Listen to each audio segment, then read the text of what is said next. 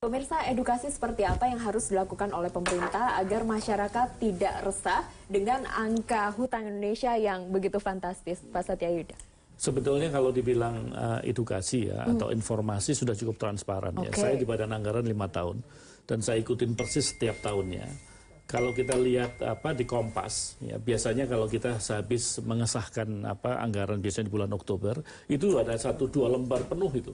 Itu jelas teridentifikasi 3 hal. Ya, kalau kita ngelihat anggaran kita kan simpel aja, penerimaan, belanja, hutang.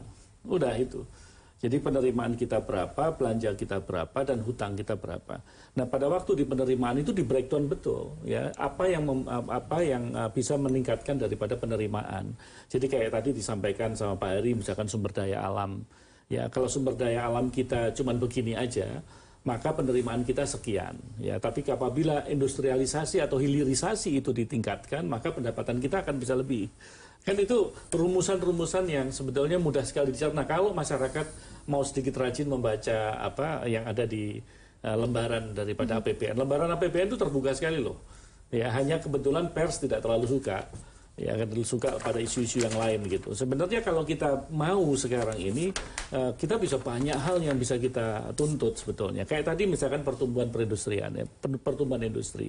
Ya ada industri terhadap GDP kita kalau kita lihat dari zaman Pak Harto dulu itu sampai 24%. Mengalami penurunan, tetapi sekarang ada tren ya. Dia 24 turun sampai ke 12. Sekarang trennya tuh tadi pagi saya lihat sampai 16-18%.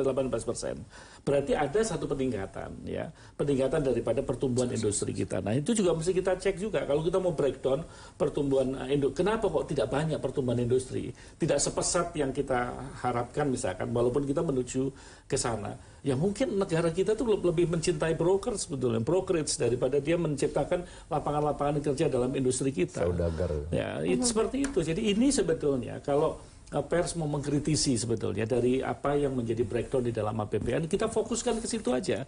Ya dengan demikian akan mudah gitu.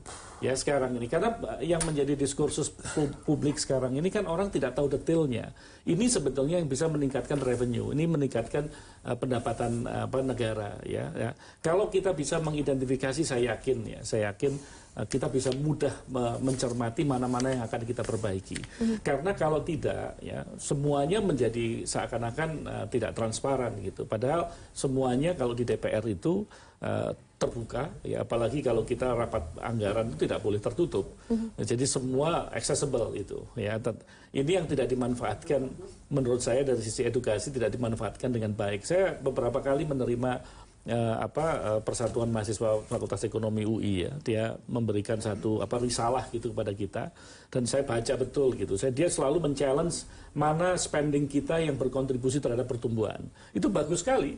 Karena dengan itu semacam wake up call gitu. Kita mau menjalankan apa yang dilakukan oleh Presiden Jokowi hari ini ya dengan tadi yang disampaikan Pak Saribu tadi mengenai berapa jumlah daripada pembangunan infrastruktur itu menurut saya mengenerate pertumbuhan ekonomi itu ya walaupun itu tidak instan karena pembangunan infrastruktur sendiri membutuhkan waktu tidak bisa 1 tahun selesai hasilnya, kan itu ya. Ada beberapa tahun yang mesti kita ini mungkin nanti di dalam pemerintahan berikutnya mereka akan menikmati ini akan menemui konektivitas itu pasti akan mengenerate pertumbuhan ekonomi gitu. Nah yang tadi disampaikan bahwasanya banyak sekali yang tidak masuk di belanja modal masuk di dalam karena kita memang mengadut rezim konservatif, kita nggak berani utang banyak, Pak. Ya, sehingga apa? Sehingga kemampuan kita untuk melakukan ekspansi masuk di dalam belanja modal menjadi tidak signifikan.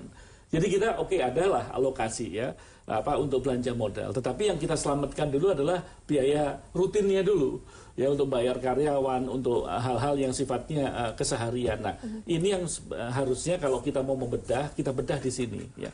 Mesti ingat ya, di dalam undang-undang APBN itu adalah satu-satunya undang-undang yang tidak pernah menjadi inisiatif DPR.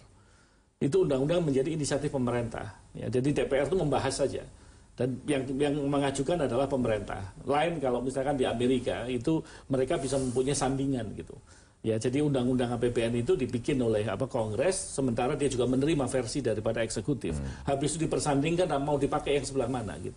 Makanya ada di sana ada budgeting komite yang cukup besar yang mempunyai satu kayak semacam think tank gitu. Itu tidak terjadi di kita. Dan sebetulnya kalau kita bisa exercise itu, orang faktornya cuma 3 itu tadi kok. kita sudah jelas mengidentifikasikan penerimaan dan bagaimana kita membelanjakannya, ya. Lantas bagaimana kita memanage hutang, karena hutang itu sudah ada. Ya, makanya kalau tadi dikatakan bahwa hutang kita kadang bunganya aja kita bayar lewat hutang. Ya, tetapi kita menjaga pokok daripada pendapatan kita untuk mendanai hal-hal yang mendorong daripada pertumbuhan semaksimal mungkin yang kita usahakan. Diskusi yang muncul pada waktu Capres kemarin itu kan sebenarnya lebih kepada kebocoran. Ya, lebih daripada uang yang harusnya digunakan untuk melakukan pembelanjaan yang berkontribusi pada pertumbuhan tadi, itu yang tidak appropriate, kan itu ininya diskusinya. Tetapi sebetulnya kalau kita melihat di bloknya 3 itu, kalau di penerimaan bisa kita maksimalkan pembelanjaannya, saya yakin yang kita khawatirkan sebetulnya untuk generasi kita berikutnya bisa kita mitigasi gitu. Kalaupun mungkin ada hal yang perlu diperbaiki, ya kita perbaiki. Baik. Kalau misalkan membandingkan angka-angka menjadi tidak disukai, karena kemarin dan banyak sekali tadi barusan disampaikan juga gitu. Padahal kalau kita lihat Malaysia itu 68%-an lah. Ya, debt to GDP-nya dia. Ya, tetapi kan kita sekali lagi, jangan dibandingkan dengan Jepang juga jangan. Jepang itu dia juga memberikan hutang kepada pihak lain atau pendapatan internasionalnya lebih besar. Tapi debt to GDP-nya dia gede juga. Kalaupun itu tidak dijadikan ukuran, ya silahkan saja ya. Tapi paling tidak kita juga perlu mendapatkan angka-angka itu. Baik. Mas Bima tadi yang sempat menyinggung tidak ada transparansi, akhirnya membuat masyarakat resah. Ada kok bisa diakses di berbagai media sebenarnya, asal masyarakat mau. Lalu transparansi seperti apa yang ideal yang bisa diakses semua kalangan? Saya kira di sini nggak ada Kementerian Keuangan ya. Oke, saya tertarik itu soal transparansi dan edukasi. Ya. Saya lihat ya dokumen profil utang dan penjaminan pemerintah pusat yang tiap kuartalan atau bulanan bahkan dikeluarkan oleh Kementerian Keuangan. Itu di tahun 2017. Itu pada bulan Maret itu masih 93 halaman, Pak. Cuma nanti bisa di follow up juga Kementerian Keuangan. Tiba-tiba di bulan Januari 2018 itu tinggal 10 halaman. Artinya ada informasi yang sebelumnya itu banyak sekali diberikan kepada publik. Itu tiba-tiba kurang lebih lah. Itu diminimalisir. Apakah tujuannya mungkin memudahkan media untuk mengutip gitu ya data-data yang penting.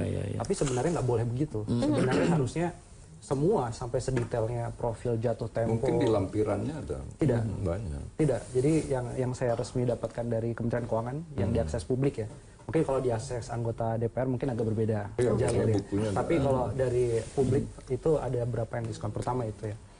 Yang kedua saya kira semua di ruangan ini setuju bahwa memang kita harus memberikan kritik yang konstruktif dan disertai data yang akurat juga kepada pemerintah. Salah satunya yang kita sebenarnya butuhkan itu adalah tadi transparansi penggunaan utangnya dan korelasinya terhadap output di sektor real.